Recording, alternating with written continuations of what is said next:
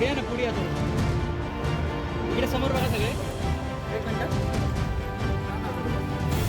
पुण्यनगरीत आल्यानंतर एवढ्या मोठ्या प्रमाणात जे स्वागत झालं खूप छान वाटलं. जसं मेडल मिळाल्यानंतर मला आनंद झाला होता त्या प्रकारचा आनंद मला इथे झाला. इकडे समोर बघा सगळे. इकडे समोर बघा सगळे.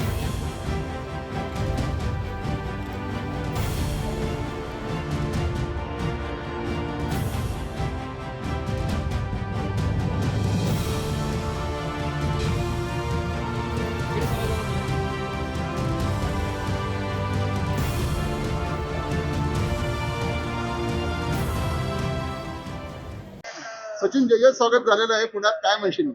पुण्यनगरीत आल्यानंतर एवढ्या मोठ्या प्रमाणात जे स्वागत झालं खूप छान वाटलं. जसं मेडल मिळाल्यानंतर मला आनंद झाला होता त्या प्रकारचा आनंद मला इथे झाला. आणि सगळे म्हणजे क्रीडा विभागातून सगळे अधिकारी आले होते, माझे कोचेस सगळे कोचेस आले होते, माझी फॅमिली इथं आहे.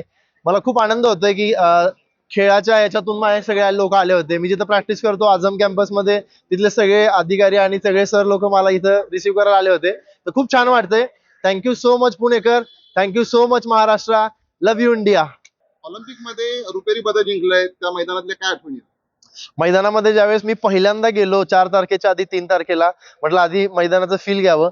मी जाऊन ज्यावेळेस पहिल्यांदा बघितलं तर 60,000चा क्राऊड होता आणि एवढी मोठी रोषणाई होती, एवढं क्लीन छान ग्राउंड होतं. खूप आनंद झाला, खूप समाधान वाटलं ग्राउंडवर बघून. आणि त्याच वेळेस ठरवलं होतं की उद्या आपल्याला इथे येऊन मेडल घ्यायचंय. ज्यावेळेस पहिल्यांदा मी पोडियम वरती चढलो आणि त्या हे ऑलिम्पिकचं मला पदक मिळतंय हे मला म्हणजे नाही का सगळा फ्लॅशबॅक माझा येत होता की काय परिस्थितीतून आपण आलो, कशा प्रकारचं आपण प्रॅक्टिस केलं.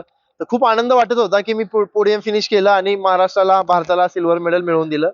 तर मी सगळ्यांचे आभार मानतो, माझे कोचेस आणि माझी सगळी फॅमिली.